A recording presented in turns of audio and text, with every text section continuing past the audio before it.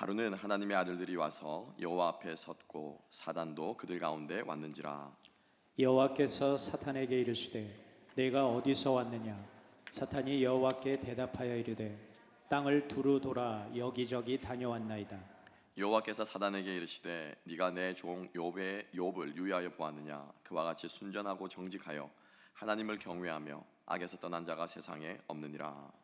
사단이 여호와께 대답하여 이르되 욥이 어찌 까닭 없이 하나님을 경외하리이까? 주께서 그와 그 집과 그 모든 소유물을 산울로 두르심이 아니니까.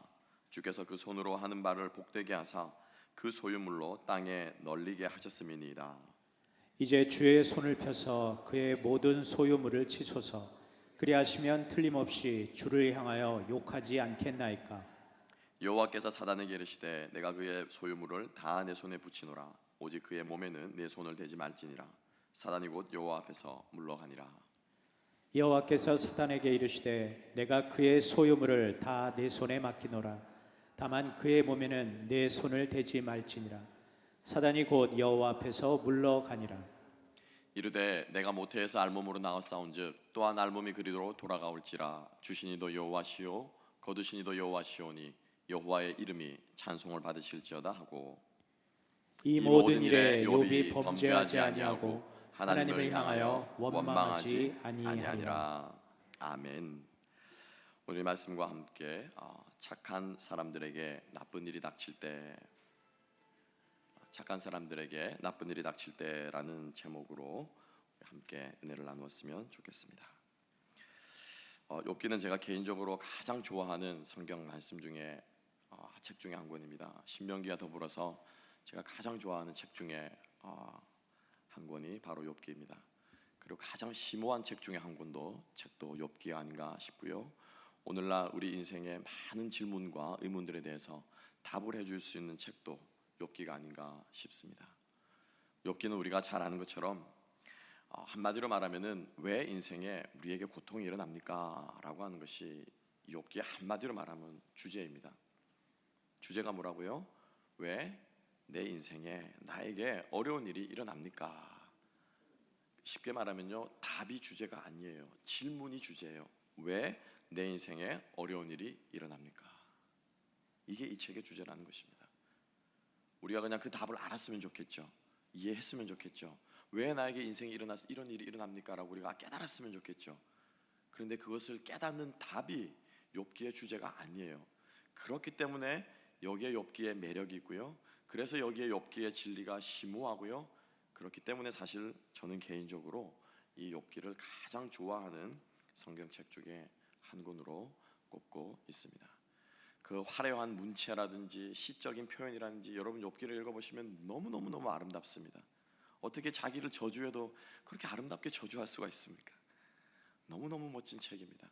그런데 그 미적인 아름다움은 차치하고서 그 욥기가 가지고 있는 신학적인 그 깊이는 정말 오늘날 이 얄팍한 신앙생활, 정말 우리가 이따가 살펴보겠지만은 복받기 위해서 살아가는 우리 기독교인들에게 정말 하나님의 깊이와 오늘 마지막 찬양의 가사처럼 크신 하나님, 넓으신 하나님에 대해서 바로 눈뜰 수 있게 해주는 책이 바로 욥기인 것입니다.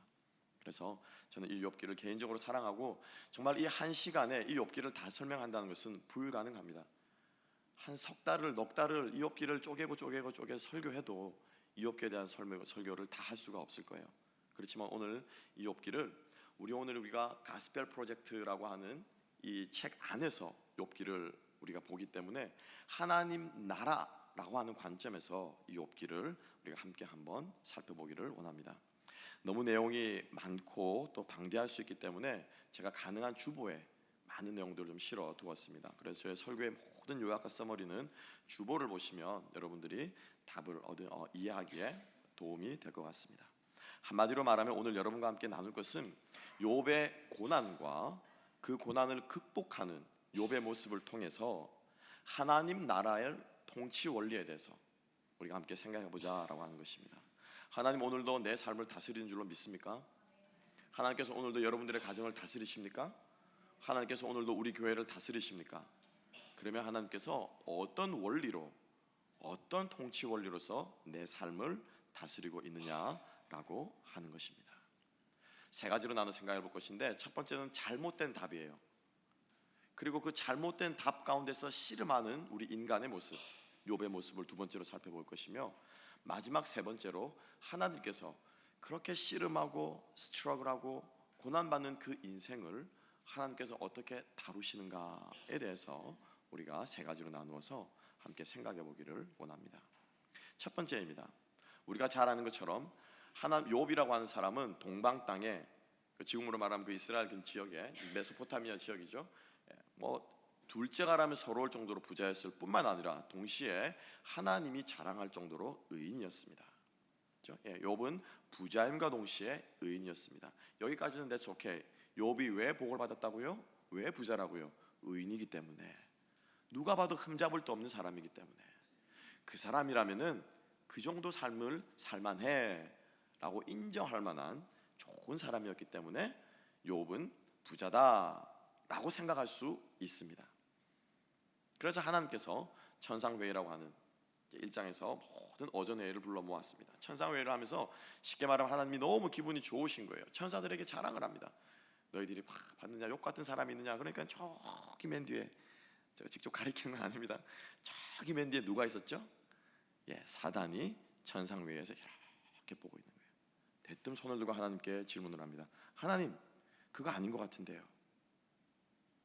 하나님 지금 뭘까 지금 잘못 알고 있는 것 같은데요. 욥이 하나님을 경외하는 이유가 있습니다. 욥이 하나님을 경외하는 이유가 있습니다. 이게 사단의 논리인 것입니다. 이유가 있기 때문에 하나님을 경외한다라는 거예요. 이유가 있기 때문에. 자, 함께 본문의 말씀으로 다시 한번 가볼까요? 자, 읽어보겠습니다. 9절과 10절 말씀 다시 한번 읽어보십시다. 시작. 사단이 여호와께 대답하여 가로되 욥이 어찌 까닭없이 하나님을 경외하리까? 주께서 그와 그 집과 그 모든 소유물을 산울로 두르심이 아니니까? 주께서 그 손으로 하는 바를 복되게 하사 그 소유물로 땅을 널리 하셨음이니이다. 자, 이게 사단의 논리였습니다. 그리고 이것이 곧 우리가 세상이 우리들에게 말하는 논리예요. 하나님의 통치 원리가 아니고 세상 사람들이 말하는 논리입니다. 여러분, 오늘 이 시간 이 설교 말씀을 들으시면서 이 세상이 말하는 원리에 대해서 완전히 우리의 생각이 바뀔 수 있게 되기를 주님의 이름으로 축복합니다. 한마디로 사단의 논리는 무엇입니까? 하나님이 복을 주셨기 때문에 욥이 하나님을 경외한다라고 하는 것입니다. 뒤집어서 말하면 무엇입니까? 대우 명제는 뭐죠?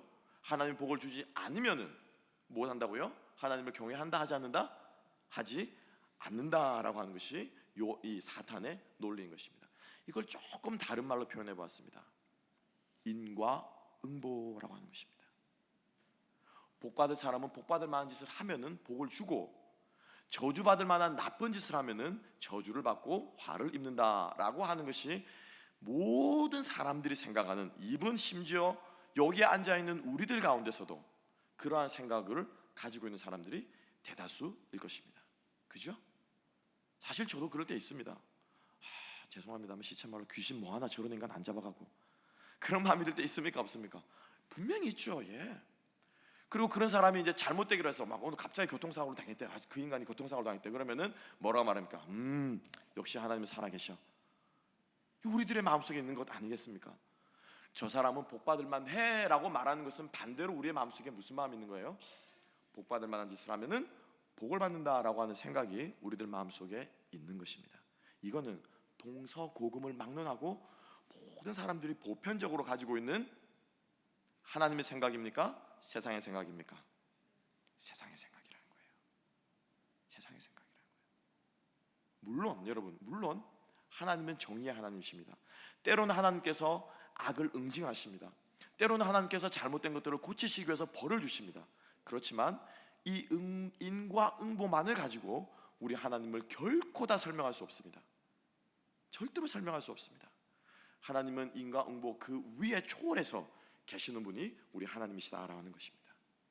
우리가 신앙생활을 하면서도 이러한 마음으로 사실은 우리가 하나님을 섬기는 동기가 있다면 오늘 이 시간부로 우리의 마음이 고쳐질 수 있기를 소망합니다. 하나님께서, 아니 사단이 여러분들을 바라보면서 저 사람이, 저 집사님이 저 장로님이, 저 목사님이 지금 하나님을 경외하는 것은 인생에 지금 잘 풀리기 있기 때문에 하나님을 경외합니다 라고 하는 소리가 여러분들의 인생에, 아니 우리 하나로 교인들의 인생에는 단 한 명도 그런 소리를 듣는 사람이 없게 되기를 주님의 이름으로 축복합니다. 세 가지로 생각해 봅니다. 그러면 이 인과응보식의 생각이, 신앙사상이 왜 잘못됐느냐, 왜 위험한가? 첫 번째입니다. 하나님을 인과응보로 생각하면 두려운 존재로 하나님을 여길 수 있기 때문입니다. 내가 잘못하면 무엇 하시는 분입니까? 벌 주시는 분이에요. 그렇죠? 내가 잘하면 칭찬 주시기도 하지만은 10개 잘하다가 하나 잘못하면 무엇 하시는 분입니까? 벌 주시는 분입니다. 욥기를 읽으면 두렵습니다. 그런데 하나님을 이렇게 두려운 존재로 여기는데, 하나님을 두렵게 여긴다라고 하는 이 두려움은 영어 성경에는 fear이라고 번역될 수 있겠지만은 성경에서 말하는 하나님을 경외, 즉 두려워서 하나님을 경외한다라고 하는 것은 완전히 다른 거예요. 완전히 다른 거예요. 성경에서 말하는 하나님을 경외한다라고 하는 것은 하나님의 아름다우심을, 모습을 보면서 우리가 어떻게 해요? 압도당하는 거예요. 이걸 뭐라고 말합니까? 경외심이라고 말합니다. 저는 처음으로 그랜드 캐년을 봤을 때 살짝 그것이 느껴지더라고요. 그냥 입이 벌어지면서 입이 안 다물어지잖아요. 장관들을 볼 때. 그러니까 하나님을 경외하는 것은 절대로 우리 마음속에 부정적인 네거티브한 필링에서 나와서 하나님을 경외하는 것은 경외입니까? 아닙니까? 그건 경외가 아니에요. 근데 우리가 인과응보식으로 하나님을 생각하면은 하나님을 두려워하면서, 쉽게 말하면 겁을 먹어가지고 하나님을 경외할 수 있는 경배 자리에 나갈 수 있다는 것입니다. 꼬박꼬박 주의를 절대로 안 빠집니다. 왜 안 빠집니까?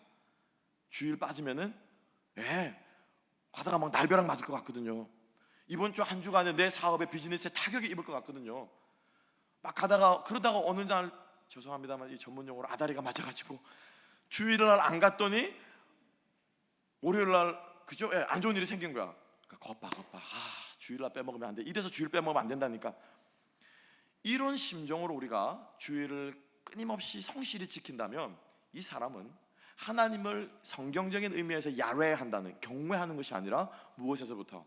두려워하기 때문에, 무서워하기 때문에 하나님을 경외하는 것입니다. 여러분, 인과응보식의 신앙생활, 혹은 그런 마인드를 가지고 신앙생활을 하면요, 결코 우리는 하나님의 아름다움을 경외할 수가 없습니다. 늘 우리에게 두려운 하나님, 무서운 하나님으로 우리는 여겨질 수밖에 없다는 것입니다. 두 번째로, 인과응보식의 생각을 가지고 있으면 위험한 것은 반대입니다. 자, 벌을 주니까는 무서워하는 거죠. 무서워하는 경외는 경외가 아니에요. 그러면 반대로 우리는 하나님의 무엇을 원합니까? 무엇을 원하죠? 모든 사람들은 복 받기를 원해요. 모든 사람들은 잘 되기를 원해요. 내가 원하는 것이 이루어지기를 원해요. 그러려면 무엇을 해야 되죠? 하나님께 잘 보여야 돼요. 잘 보여야 돼요. 잘 보이는 목적이 무엇입니까? 잘 보이는 목적이 무엇이죠? 무엇을 받으려고요? 복 받으려고. 내 사업이 잘 되려고, 내 자녀가 잘 되려고, 내 가정이 잘 세워지려고. 목사님, 그게 왜 잘못된 것입니까? 아니, 내가 잘 먹고 잘 사는 것도 아니고 내 자녀가 건강하게 잘 크는 게, 그걸 바라는 부모의 심정이 뭐가 나쁩니까? 내가 잘 되는 것이 아니고 우리 가게가, 내 비즈니스가 잘 돼야 지금 딸린 식솔들이 지금 몇 명인데 이 종업원들이 월급을 받아서 자기네 가정을 꾸릴 것 아닙니까? 내 사업 잘 되게 해달라고 하는 게 뭐가 잘못된 것입니까? 라고 여러분들이 질문을 할 수 있을 것입니다. 그것 자체는 잘못된 것이 아니에요. 그건 잘못된 게 아니에요, 여러분. 문제는 뭡니까? 그게 하나님을 경외하는 동기가 되기 때문에 잘못된 것이다. 그리고 사단이 정확하게 지금 이것을 파고들고 있는 것입니다. 여러분, 기억하시기 바랍니다. 하나님은 하나님이시기 때문에 그 사실 하나만으로 우리의 경배와 우리의 찬양을 받기에 합당하신 분이신 줄로 믿습니다. 우리의 예배를 받으시기에 합당하신 분이신 줄로 믿습니다. 다른 이유가 없습니다, 여러분. 다른 이유가 없어요. 하나님은 하나님이십니다. 여러분, 우리의 인생만 봐도 그렇지 않습니까? 내 자식이 왜 이쁩니까? 아까 저 사진 제일 마지막 그 제일 뚱뚱한 애 있죠. 꼭 이렇게 요즘 막 살이 찔대로 쪄가지고. 근데 그 어떤 아이보다 제 눈에는 제일 이뻐요. 왜요? 제 자식이거든요. 거기에 이유가 있습니까? 그 이유가 없습니다. 마찬가지예요. 우리가 왜 하나님이 나에게 하나님이 되십니까? 하나님이기 때문에 하나님이신 거예요. 하나님이기 때문에 경외하는 것입니다. 이것이 우리 생활에 밑바탕이 되고 철저하게 뼛속까지 젖어 있어야 우리는 어떠한 상황에서도 예배자의 삶, 어떠한 상황에서 우리의 신앙을 포기하지 않고 살아가게 될 줄로 믿습니다. 하나님께서 이것을 우리 인생들에게 가르쳐 주길 원하셨던 거예요. 사실은 그래서 욥기가 기록되고 있는 것입니다. 이유 없이 받는 고난, 내 삶에 설명할 수 없는 고난, 바로 이 고난 가운데서도 하나님을 경외해야 하는 것이 바로 우리들의 모습이다라고 하는 것을 말씀해 주고 있는데, 인과응보의 사상은 우리의 그런 생각들을 삐뚤어지게 만들 수 있다는 것입니다. 마지막으로 좀 더 한 걸음 나아가서 그냥 이 땅을 살아가면서 뿐만이 아닙니다. 기독교 신앙의 역사를 보게 되면 이 인과응보의 사상 때문에 중세 천년이 암울하게 갇혀 있었습니다. 지금도 정말 죄송합니다만 이것이 방송으로 나가거나 여러분들께서 이전에 천주교를 신앙을 가지고 계셨더라면 정말 죄송합니다만 켈빈이, 마틴 루터가, 우리 종교개혁자들의 그 믿음의 선배들이 목숨을 걸고 입에 거품을 물면서 반대했던 것이 무엇입니까? 천주교의 보속 사상이나 보속 제도라는 거예요. 보속이 뭐예요, 여러분? 보속이 뭐예요? 내가 속함을, 속죄함을 내가 보충할 수 있다라는 거예요. 보충할 수 있다. 그래서 내가 행한 아름다운 선행에 대한 보는 갚을 보 아닙니까? 보복이라고 그러잖아요. 그것으로 갚아주시는 것으로서 속죄함, 즉 죄사함과 구원을 주신다는 생각이 천주교의 생각이고, 아직까지도 그 생각 때문에 무엇이 존재합니까? 연옥이 있다는 거예요. 연옥이. 죄짓지 않고 태어나자마자 엄마 태아에서 죽은 아이들, 죄를 모르고 죽었다고 생각되는 아이들, 이 아이들은 어디로 갑니까? 연옥을 간다는 거예요. 아무리 생각해보다 이 사람은 평생에 죄질 사람이 아니야, 법 없이도 살인간이야. 그런데 어느 날 사고를 말미암아, 너무너무 불행의 사고로 말미암아, 그것도 자기 잘못도 아니야, 반대편에서 달려오는 그 차가 음주운전 차량에 치여가지고 갑자기 유명을 달렸어. 어떻게 이 사람이 지옥에 갈 수 있어? 연옥으로 보내는 것입니다. 그리고 무엇을 합니까? 그 사람을 대신해서 우리가 피로 주는 거예요. 그 사람을 대신해서 우리가 뭐 해줍니까? 선행을 하는 거예요. 그 사람을 대신해서 면죄부를 사주는 거예요. 그렇게 하면 우리가 그렇게 투자했기 때문에, 우리가 선행을 했기 때문에 이 사람이 무엇을 받는다고요? 구원받는다는 것입니다. 인과응보의 생각이 우리가 이 땅을 살아가는데 때로는 위로가 되기도 하고 때로는 설명이 되기도 하지만은 결코 이것으로 기독교의 진리를 설명할 수 없습니다. 결코 이것으로 우리 하나님을 설명할 수 없습니다. 그래서 오늘 이 시간부로 인과응보의 생각을 내려놓을 수 있기를 주님의 이름으로 축복합니다.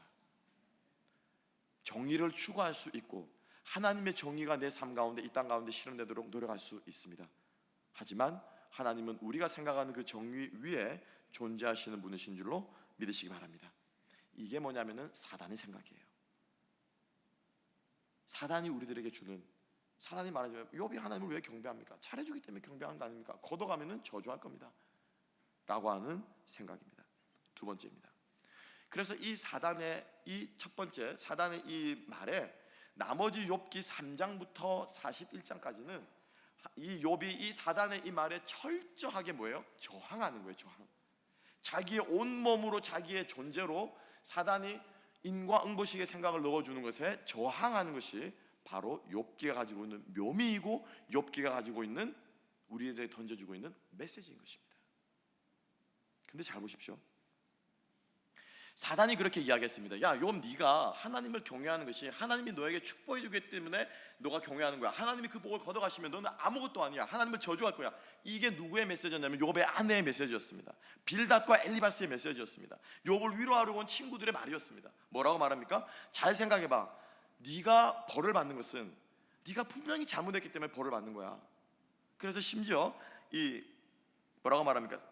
빌닷이, 엘리바스가 이렇게 얘기합니다. 생각하여보라. 죄 없이 망한 자가 누구인가? 정직한 자의 끊어짐이 어디 있는가? 내가 볼 때 악을 밭갈고 독을 뿌리는 자는 그대로 거둔다. 이게 뭡니까? 인과응보죠. 욥을 위로한 친구 엘리바스의 이야기입니다. 두 번째로 온 친구 빌닷은 또 어떻습니까? 하나님이 어찌 심판을 굽게 하시겠으며 전능하신 이가 어찌 공의를 굽게 하시는가? 네 자녀들이 죄를 지었기 때문에, 그러니까 너는 온전하다고 할지라도 네 자녀들이 죄를 지었기 때문에 하나님께서 네 자녀들을 다 죽이신 거야. 빌닷의 이야기였습니다. 이후로 이어지는 욥기의 끊임없는 말들을 통해서 욥은 사단이 정죄합니다. 욥의 아내가 정죄합니다. 근데 여러분 잘 보십시오. 사단이 욥에 대해서 그렇게 정죄했으면 욥은 누구하고 알규를 해야 됩니까? 누구하고 알규를 해야 되죠? 사탄하고 알규를 해야 되는 거예요. 사단하고 아니야, 너가 틀렸어, 하나님은 그런 분이 아니야, 내가 믿는 하나님은 그런 분이 아니야 라고 사단하고 알규를 해야 되는데, 처음에는 그렇게 알규를 하다가 욥이 딜레마에 빠지는 거예요.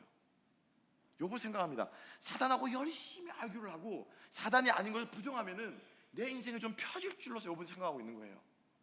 열심히 사단하고 알규하고 있으면은 어느 날 갑자기 소식이 들려와서, 그죠? 뭐 이게 자녀들이 뭐 재산들이 회복되어지고, 욥 42장에 보겠습니다만 하나님께서 자기에게 내리신 그 저주를 거두어서 자기의 인생이 다시 한번 회복될 줄 알았는데 하나님은 어떻게 하십니까? 계속 침묵하시는 거예요. 계속 침묵하시는 거예요. 그러자 처음에는 친구와 사단과 알교하던 욥이 그 다음에는 누구하고 알교를 하기 시작합니까? 누구하고요? 하나님하고 씨름하는 거예요. 하나님하고 씨름하는 거예요. 근데 사실 우리를 더 비참하게 하고 우리를 더 힘들게 하고 우리를 더 쓰러뜨리는 것은 이 하나님과의 씨름이에요. 그렇지 않습니까? 하나님 어디 계십니까? 하나님 어떻게 살아계시다면 내 인생에 이런 일이 일어날 수 있습니까? 하나님 정말 내 기도를 듣고 하시는 겁니까? 하나님 정말로 내가 이렇게 어려운 것도 지금 보고 계십니까? 성경에 말씀하는 그 성경이 정말 진리 맞습니까? 하나님 어디 있습니까? 라고 하는 것이 우리의 무엇입니까? 씨름 아닙니까? 여러분 기도할 때 누구와 씨름하십니까? 거의 우리 구대 90% 이상은 누구와 씨름하는 거예요? 하나님하고 씨름하는 거예요. 그죠?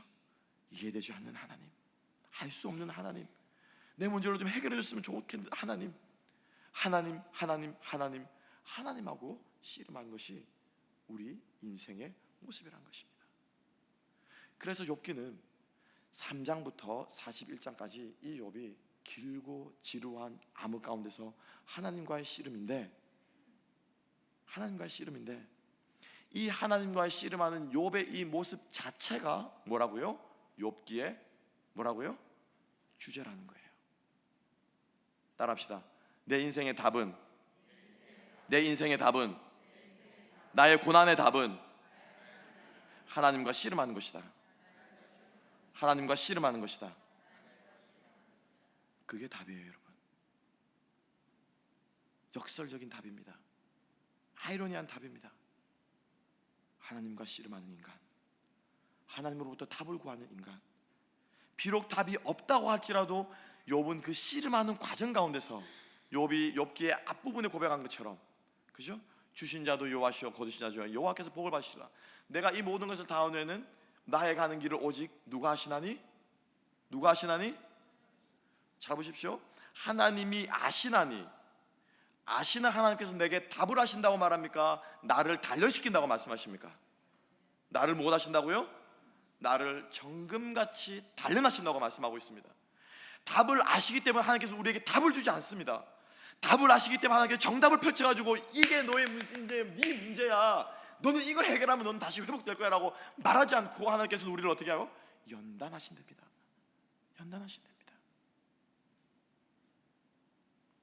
주중에 어떤 친구와 이야기를 하면서 그건 사실 우리 모든 많은 사람들의 요구입니다. 저희 아들의 요구이기도 하고요.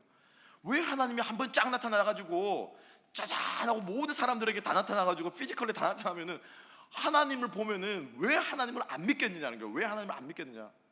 맞습니까? 아닙니까? 동의 가능하십니까, 여러분?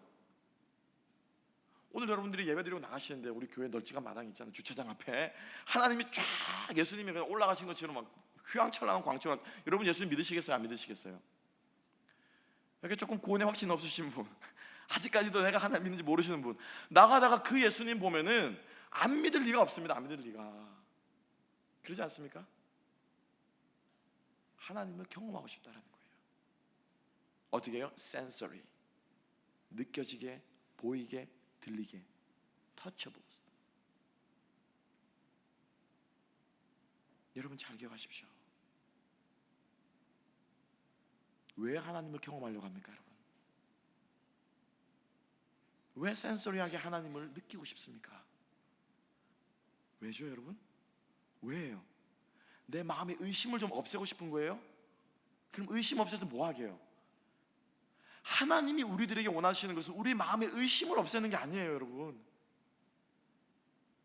우리의 마음에 확신을 주시거나 우리를 저기 하시는 하나님의 궁극적인 목적은 뭐냐면요, 죄에 찌들어 살던 우리가 어떻게 해요?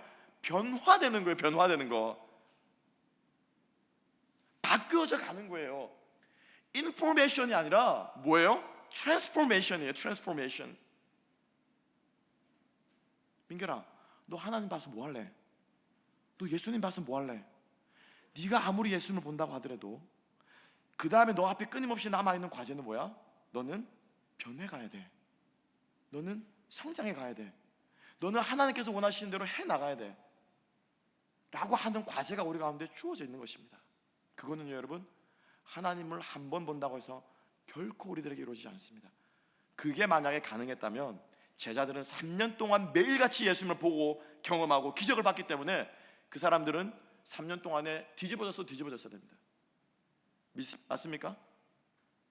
오병이의 떡을 먹었던 사람들의 인생이 다 바뀌어야 돼요. 모든 사람들이 순교자를 5,000명이 순교자가 된다고 생각해 보십시오. 5,000명이 예수 그리스도의 증인이 된다고 생각해 보십시오. 세상이 뒤집어지지 않겠습니까? 기적을 경험하는 것과 하나님을 우리가 육 안으로 센서리하게 하나님을 느끼는 것과 내 인생이 바뀌는 것은요, 별개의 문제입니다. 하나님이 원하시는 것은 무엇입니까? 인포메이션이 아니고 트랜스포메이션입니다. 그래서 하나님께서 욥이 고백하는 것입니다. 내 가는 길을 하나님이 아시는데 그 하나님이 나를 못하기로 하신다고요? 변화시키시리라, 바꾸시리라. 근데 이 변화와 바꾸는 트랜스포메이션의 과정은 무엇을 통해서만 이루어집니까? 무엇을 통해서만요? 씨름해야 돼요. 씨름해야 돼요. 하나님과 씨름해야 돼요. 답이 있을 줄로 믿고 씨름하는 거예요. 그리고 언뜻 보여주는 그 답 비스무리한 것을 보고 믿고 씨름하며 나아가는 것입니다. 야곱이 에서에게로부터 장자권을 훔쳤습니다. 팥죽 한 그릇에 팔아가지고 훔쳤습니다. 그것도 모자라서 에서의 양 속이고 온몸에 짐승의 털을 붙여가지고 형처럼 꾸며가지고 아버지의 마지막 임종의 자리에서 아버지가 보여주는 최고의 복을 가로챘습니다. 들키자 어떻게 합니까? 도망갑니다. 삼촌 라반의 집으로 도망가는데 그 라반으로 집으로 도망갔던 그 첫날 밤에 들판에서 야곱은 잠을 자게 됩니다. 돌베개를 베고 고난 몸을 그 돌 하나에 의지한 채로 잠을 자는데 이 야곱의 잠자는 꿈결에 야곱은 무엇을 경험합니까? 무엇을 경험하죠? 하나님의 임재를 경험해요. 천사가 왔다 갔다 내려가면서 그 신비한 현상뿐만 아니라 하나님께서 개런티 해주십니다. 그죠? 하나님 개런티 해주세요. 네가 반드시 복을 받아서 돌아올 것이다. 절대로 내가 너를 떠나지 않을 것이다. 하나님이 다이렉트 음성으로 그냥 직통 계시를 말씀해 주시는 거예요. 여러분, 이 직통 계시를 받고 이 어마어마한 초자연적인 현상을 여러분 경험해 보신 적 있습니까? 없습니까? 죄송합니다, 저는 없어요. 여러분, 기도원 가가지고 기도하는데 하나님이 직통 계시로, 그죠? 네? 죄송합니다, 진원아 그러면서 직통 계시 하나님께서 말씀하시면은 우리 진행자님 바뀌시겠어요? 안 바뀌시겠어요? 당연히 바뀌죠. 당연히 바뀌죠. 바뀌어야죠. 그 이후로 야곱의 삶을 여러분 추적해 보십시오. 야곱이 변했습니까? 안 변했어요. 야곱이 그 욕심 많은 그 욕심을 내려놓았습니까? 아니요. 야곱이 그 잘 속이는 그 속임수를 내려놓았습니까? 아니요. 결국에는 자기 마음에 드는 두 번째 딸을 취했습니다. 나중에는 딸 둘만 취하면 다를 줄 알았는데 14년 동안 이 종살이 한 게 억울한 거예요. 삼촌의 재물을 전문 용어로 뿌려가지고 훔쳐가지고 속여가지고 삼촌의 소들을 이끌고 도망갑니다. 야곱 변했어요? 안 변했어요? 변했어요? 안 변했어요? 안 변했어요. 안 변했어요. 그래서 하나님께서 야복강에서 어떻게 합니까? 야곱에게 씨름을 어떻게 하는 거예요? 걸어오시는 거예요. 걸어오시는 거예요. 잘 보세요. 하나님이 진짜 야곱을 정신 차리게 하려고 했다면, 저는 아직도 기억납니다만 친구 집에서 밤늦게까지, 밤늦게도 아니에요, 저녁 때까지 놀았습니다. 근데 그때 겨울이었어요. 그러니까 이제 해가 빨리 떨어지잖아요. 가지고 이제 친구 집에서 밥을 먹더라고요. 그러니까 저한테 밥을 안 줘요. 자기 아들이, 막내 아들이 친구인데 밥을 안 줘요. 그래서 나도 배고파, 밥 먹으러 가야 되겠다 하고 인사하고 친구 집에서 나오는데 친구 집 앞에 저희 어머니가 딱 서 계시더라고요. 그래서 저는 이제 엄마가 찾으러 왔나 보다 가지고 엄마라고 하는데 순간 처음이었어요. 제 인생의 처음이었습니다. 그렇게 하늘에 무수한 별이 뜬 적은 처음이었습니다. 무슨 말입니까? 저희 어머니의 손바닥이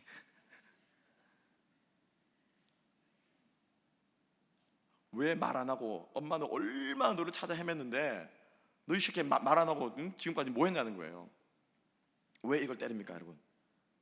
저희 어머니가 저를 죽이려고 때렸으면 잘못 맞으면 고막 터지거든요.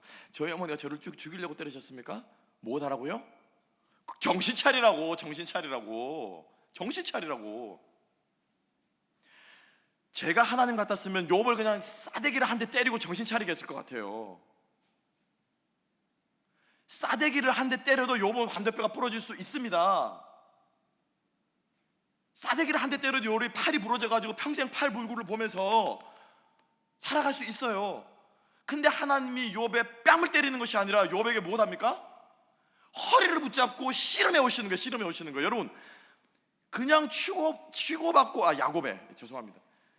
그냥 치고받고 싸우면 욥이 싸우기 싫으면, 야곱이 싸우기 싫으면 도망가면 됩니다. 그런데 하나님께서 야곱의 무엇을? 허리춤을 딱 잡으시니까 이 싸움은 욥이 도망갈 수 있습니까? 없습니까?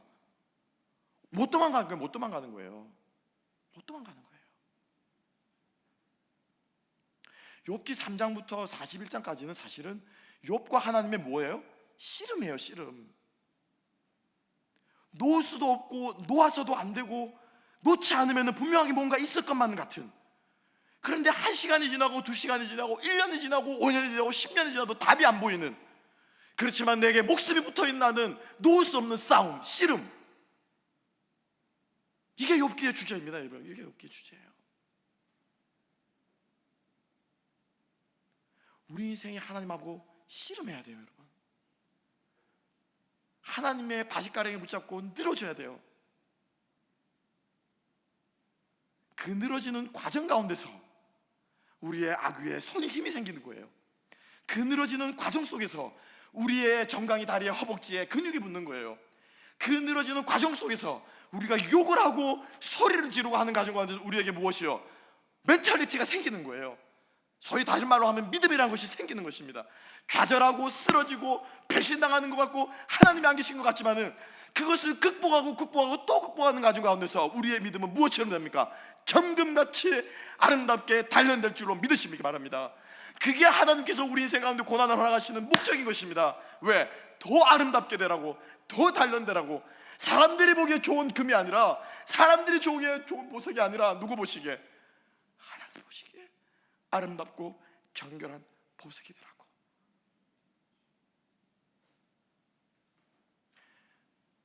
철은 불순물이 막 가득 있습니다. 근데 이 불순물은 온도에 따라서 이 불순물이 분해되는 것이 달라요. 1000도에서 분해되는 불순물들이 있습니다. 2000도까지 올라가야 떨어져 나가는 불순물들이 있어요. 3000도까지 올라가야 떨어져 나가는 불순물이 있습니다. 그럼 이 온도를 어디까지 올립니까? 금이 부서지기 전까지 올리는 거예요. 금이 부서지기 전까지. 왜? 금이 녹아버리면 안 되거든요. 그죠? 금이 완전히 녹아가지고 증발해버리면 안 되거든요. 그러니까 이 불순물을 녹여 없애기 위해서는 우리가 보기에는 똑같은 금이에요. 쇠예요. 금이에요. 근데 하나님 보시기에는 이 금 속에 박혀있는 무엇이 보이는 거예요? 불순물이 보이는 거예요. 이것을 녹여야만 되는 거예요. 1000도까지 올리면 떨어져 나갑니다. 내가 보기엔 이제 그만해도 될 것 같은데 2000도까지 올립니다. 또 떨어져 나갑니다. 3000도까지 올립니다. 또 떨어져 나갑니다. 그런데 여러분, 금이 녹습니까? 녹지 않습니까? 녹아요? 녹지 않아요? 안 녹아요. 우리의 염금술사 되신 주님께서는 결코 우리를 망가뜨리지 않으실 줄로 믿습니다. 하나님께서 그래서 사단하고 얘기할 때마다 무엇을 말합니까? 그의 몸에는 절대 손대지 마. 몸에는 손대지 마. 첫 번째 재앙에서 재물과 자식들을 다 가져갑니다. 환경을 완전히 다 가져버립니다. 두 번째로, 그래도 욥이 하나님을 배신하지 않자 주신 자도 여호와시라 취하신 자도 여호와시라 여호와께서 복을 받으시라고 고백하자 두 번째로 뭐라고 말합니까? 그의 몸을 치소서 하나님께서 허락하십니다. 2000도로 올리신 것입니다. 그렇지만 무엇은 손대지 말라고요? 그의 무엇은? 목숨은 손대지 마. 그 목숨 누구 것입니까? 그 목숨 누구 것입니까? 내 목숨 누구 것입니까? 내 자식의 목숨 누구 것입니까? 하나님의 것인 줄로 믿으시기 바랍니다. 하나님 우리를 지키시는 분이십니다. 궁극적으로 우리를 붙드시는 분이신 줄로 믿으시기 바랍니다. 궁극적으로 우리의 아름다운 영혼을 끝까지 보존하시는 분이신 줄로 믿으시기 바랍니다. 우리가 예수 그리스도를 주로 고백하고 끊임없이 이 씨름을 해나가는 한 결코 우리는 지지 않는 인생들인 줄로 믿으시기 바랍니다. 그래서 하나님께서 42장을 놔두신 거예요. 성미 급한 저 같은 사람은 그냥 2장 읽고 건너뛰고 42장으로 갔으면 좋겠어요. 근데 그 과정은 이 자체가 욥의 메시지고, 마지막으로 세 번째로 함께 보겠습니다. 하나님께서 이번에는 답을 주시는 거예요. 42장을 통해서 하나님의 답은 세 가지입니다. 첫 번째로 다스리시는 하나님이십니다. 누가 다스리고 있다고요? 내가 다스린다라고 하는 것입니다. 천상회의를 왜 보여줍니까 여러분? 욥기 1장과 2장이 없으면요, 욥기는 절대 이해할 수 없는 책입니다. 그죠? 예, 욥기 1장과 2장이 없으면 욥의 고난은 설명해 줄 수가 없습니다. 욥기 1장과 2장에서 보여지는 모습이 천상의 회의인데, 여러분 재밌지 않습니까? 빛과 어둠이 같이 있을 수 있습니까? 없습니까? 있어요? 없어요? 없습니다. 예, 임파서블해요. 빛과 어둠은 같이 있을 수가 없어요. 어둠이 있으면 빛이 없으면 어둠이 있는 거고, 빛이 있으면 어둠은 없어지는 거예요. 공존할 수가 없습니다. 하나님과 악이 같이 존재할 수 있습니까? 없습니까? 1장에는 나오는데요. 1장에는 나오는데요. 천상회의에 지금 누가 꼽사리 껴 있습니까? 누가 껴 있어요? 사단이 들어 있어요. 감히 얼굴을 쳐들 수 없는데, 감히 하나님 앞에 나올 수가 없는데, 하나님 앞에 나오는 즉시 그 존재가 소멸될 수도 있는데, 그 어전에 버젓하게 나와가지고 무엇까지 가지고 있습니까? 발언권까지 가지고 있는 거예요. 하나님 고개 바닥에 쳐들고 뭐야? 하나님 앞에 발언까지 하는 거예요. 이 1장과 2장이 없으면 욥기는 결코 우리가 이해할 수 없는 책입니다. 1장과 2장에서 보여주고자 하는 것이 무엇이냐? 누가 다스리신다고요? 누가 다스린다고요? 하나님이 다스리십니다. 무엇까지도, 악까지도, 사단까지도, 성도들이 나타나는 배드 해프닝스까지도, 우리들이 당하는 재앙까지도 누가 다스리신다고요? 하나님이 다스리는 줄로 믿으시기 바랍니다. 반대로 하나님이 다스린다고 하더라도 그 안에는 무엇이 있을 수 있습니까? 악이 있습니까? 없습니까? 악이 있습니다. 여러분, 악이 있습니다. 하나님이 다스리는 신도의 삶 가운데도 재난이 있습니까? 없습니까? 재난이 있습니다. 여러분. 그렇지만 주제는 재난이 있느냐 없냐가 아니고, 어려운 일을 당하느냐 안 당하냐가 아니고, 주제는 뭐라고요? 누가 다스리신다? 하나님이 다스리신다. 아멘이십니까? 믿으십니까? 선포할 수 있습니까? 고백할 수 있는 우리가 되기를 주님의 이름으로 축복합니다. 하나님이 그러면 왜 다스리시냐는 거예요. 왜 다스리시느냐? 무엇을 위해서요? 요한복음 9장으로 함께 가보겠습니다. 여러분 주보를 보시면서 요한복음 9장 3절을 함께 다 같이 한번 읽어보시겠습니다. 다 같이 읽습니다. 시작. 예수께서 대답하시되 이 사람이나 그 부모가 죄를 범한 것이 아니라 그에게서 하나님의 하시는 일을 나타내고자 하심이라. 아멘. 이 사건의 앞부분을 읽어보시면 우리가 너무나 잘 아는 실로암 연못가에서 눈뜬 소경입니다. 실로암 소경 이야기예요. 실로암 소경인데, 이 사람은 이렇게 크면서 자라면서 사고를 당하거나 자기의 병으로 해서 한 것이 아니라 태어날 때부터 소경으로 태어난 거예요. 태어날 때부터 시각장애인으로 태어난 것입니다. 그래서 그 당시에 인과응보 사상이 철저하게 찌들어 있던 유대인들이 예수께 와서 시험 아버지가 묻습니다. 그 사람이 치유하자. 옳거니 잘 됐다. 그래 예수님, 이 사람이 그러면 지금 눈을 닫다 떴는데, 그럼 이 사람이 소경이 된 것은 누구의 죄 때문에, 누가 잘못해서 이 사람이 소경이 된 것입니까? 라고 묻는 거예요. 그의 부모 때문에, 부모의 죄입니까? 그의 자신의 죄입니까? 그러니까 지금 질문하는 유대인들의 생각은 이 사람이 안 좋은 일을 당한 것, 어려운 일을 당한 것은 무엇 때문이다? 죄 때문이라는 거예요. 인과응보의 사상입니다. 그 말 끝에 예수님께서 대답하십니다. 뭐라고요? 이 일은 무엇을 위한 것이라고요? 무엇을 위한 것이다? 하나님의 영광을 위한 것이다. 할렐루야. 여러분들의 인생 가운데 일어나는 모든 일을 통해서 우리 하나를 교인들의 고백 기도가 이런 기도가 됐으면 좋겠습니다. 하나님, 이 일을 통해서 하나님이 영광 받아 주십시오 라는 고백이 우리의 고백이 되었으면 좋겠습니다. 그렇지 않습니까, 여러분? 사실 저는 오늘 이 설교를 준비하면서 갑자기 풀빵 엄마가 생각이 났습니다. 여러분 기억하십니까? 예, 30몇 살의 30대 나이로 위암으로 세상을 떴던 풀빵 엄마의 그 사연을 담은 다큐멘터리. 그게 미국에서도 그 무슨 상을 받았다고 그러더라고, 다큐멘터리 상을. 그게 2008년인가요? 9년의 일이었습니다. 2007년인가 8년의 일이었습니다. 결국 그분은 세상을 떠났습니다. 신앙을 가지고 있었고요. 그 방송을 보면서 참 제 마음속에 부러운 마음이 생겼습니다. 여러분들 다 그렇지 않습니까? 부럽다기보다도 감동이 있었습니다. 저는 달리 감동을 받은 것이 아니라 슬픈 그 사연 때문이 아니라 그 어려움 가운데, 역경 가운데서도 그 포기하지 않는 그 희망, 그리고 그 포기하지 않는 그 신앙, 자녀들을 향한 그 사랑, 그거는 너무너무 부럽더라고요. 제가 나에게도 저런 게 있었으면 좋겠다, 내 믿음도 저랬으면 좋겠다 라고 하는 그러한 부러움들이 여러분 있지 않습니까? 많은 사람들이 신앙의 어려움 가운데 있는 것들을 간증할 때 왜 우리의 마음이 감동합니까? 그냥 단지 그분의 삶이 너무너무 아름다운 잘 극복해서요? 아니요. 그걸 넘어서서 우리들의 마음속에 무엇이 있습니까? 나도 저렇게 살고 싶다. 물론 그 고난은 원치 않아요. 그렇지만 그 사람이 그 신앙만큼은 뭐예요? 본받고 싶은 마음이 있는 거예요. 나도 저런 신앙을 하고 싶은 마음이 있는 거예요. 나도 저렇게 신앙생활 하나님을 섬기고 싶은 마음이 있는 거예요. 그 사람은 자신의 고난을 통해서 하나님의 영광을 드러낸 줄로 믿습니다. 왜요? 믿는 자들에게 믿음의 도전이 되거든요. 믿음의 도전이 되거든요. 여러분들의 인생 가운데 일어나는 어려운 일들을 통해서 여러분들이 이런 고백을 할 수 있게 되기를 간절히 소망합니다. 하나님, 이거 해결해 주세요가 아니고 하나님, 이 일을 통해서 하나님 영광 받아주세요. 하나님의 영광은 우리가 생각하는 삐까번쩍한 옷 입고 시상대에 올라가지고 상 담는 게 하나님의 영광이 아닙니다. 하나님의 영광은 하나님이 드러나시는 거예요. 우리가 상 받아가 영광 돌리지 않아도 하나님은 충분히 영광스러운 분이세요. 아멘. 우리가 억만금을 싸들고 와가지고 하나님께 드리지 않아도 우리 하나님은 충분히 부자세요. 하나님의 영광은, 하나님이 언제 영광스럽게 되냐면은 하나님이 드러날 때예요. 하나님이 계신 곳에 하나님의 영광이 드러날 줄로 믿고, 하나님의 영광이 드러나는 곳에서 하나님이 영광 받으실 줄로 믿습니다. 그러니까 즉 다시 말하면 하나님은 홀로 영광스러운 분이신 것입니다.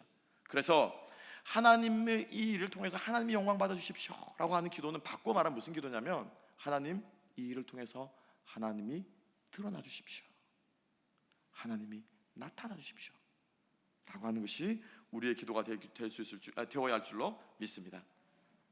마지막 세 번째, 이 세 번째가 우리들 모두에게 위로가 됩니다. 그래도 하나님 해피엔딩이면 좋잖아요. 그래도 하나님 잘 되면은 더 우리가 힘이 나지 않겠어요? 우리 하나님 결국에는 우리에게 보상해 주시고 회복시켜 주시는 하나님이신 것을 가르쳐 주시는 거예요. 아멘이십니까?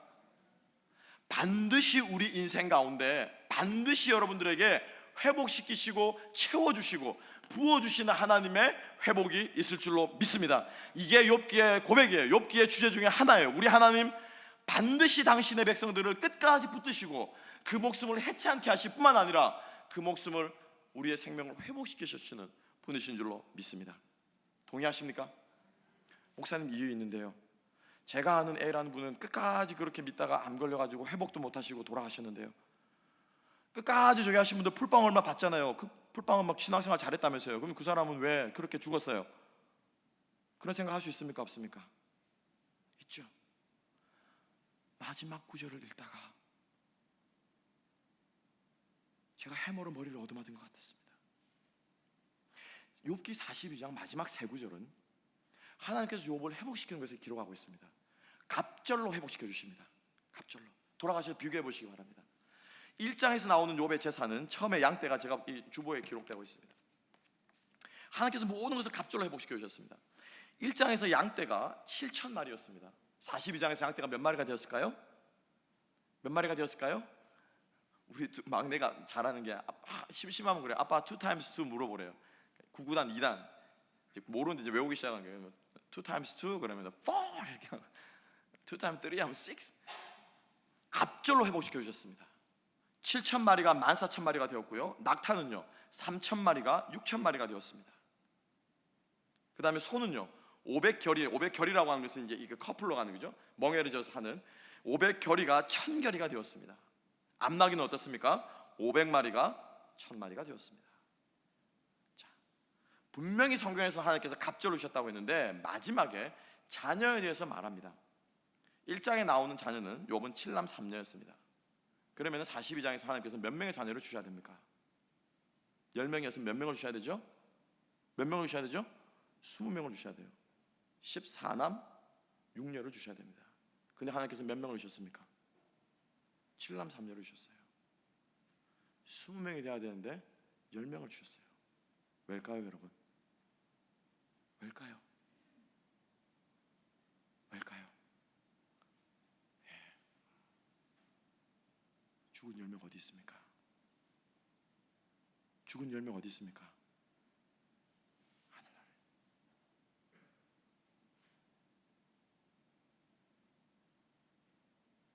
하나님 품에 있다는 거예요. 유대인의 사상에 예수 그리스도 오기 이전입니다. 유대인의 사상에 유대인들은 죽으면 모두 다 어디로 갑니까? 아브라함 품으로 가요. 왜?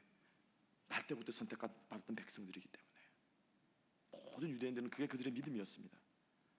그 유대인의 사상에 의해서 욥기에서 죽은 이 욥의 자녀, 즉 하나님의 선택받은 이 백성의 자녀는 지금 어디에 있냐면은 하나님 품에 있다는 거예요. 그래서 하나님이 몇 명만 주신 거예요? 10명만 주신 거예요. 갑절이라고 하면서. 그러니까 하나님의 계산에는 지금 누구를 지금 계산하고 있는 것입니까? 그렇죠. 지금 당신과 함께 있는 그 10명까지 어떻게 해요? 계산하신 거예요. 그것까지 하나님께서 갚아주시는 거예요. 저는 이 부분을 깨닫게 되자, 그렇구나, 이 땅에서 보상 못 받는 것 같고, 이 땅에서 끝까지 지질이 공상받게 고생하다가 인생 끝나는 것 같고, 도무지 이 땅에서 누가 봐도 승리 못하는 인상처럼 보일지라도 하나님께서 우리를 위해서 무엇을 예배해 주셨습니까? 하나님께서 우리에게 무엇을 통해 보상해 주십니까? 천국에서 당신의 품에서 모든 것들을 보상해 주시고 회복시켜 주시고 채워주시는 분이신 줄로 믿으시기 바랍니다. 하나님의 회복은 이 땅에서만 그치지 않습니다. 하나님의 보상은 이 땅에서만 끝나지 않습니다. 하나님의 보상은 금생과 어디에도요? 내 생에도 있느니라 사도 바울이 분명하게 우리들에게 말씀하고 있습니다. 여러분 축복합니다. 하나님께서 여러분들의 모든 인생을 책임지시는데 이 땅에서 80년뿐만이 아니에요. 이 땅에서 70년뿐만이 아닙니다. 우리의 영생을 영원하도록 우리의 삶을, 생명을 보장해 주신 줄로 믿으시기 바랍니다. 이분이 우리 하나님이십니다. 이분이 우리를 다스리십니다. 이분이 우리를 더 아름답게 하기 위해서 우리 인생 가운데 잠깐의 고통과 고난을 통해서 우리를 연단시키시는 줄로 믿으시기 바랍니다. 우리 천국에서 만납시다. 우리 천국에서 조금 어려웠던 분들도 정말로 부유하고 풍요로운 모습으로, 조금 힘들었던 분들도 정말 넉넉한 모습으로, 조금 건강이 안 좋았던 분들도 정말 아름다운 모습으로 우리 천국에서 다 같이 만나게 될 수 있기를 주님의 이름으로 축복합니다. 기도하겠습니다.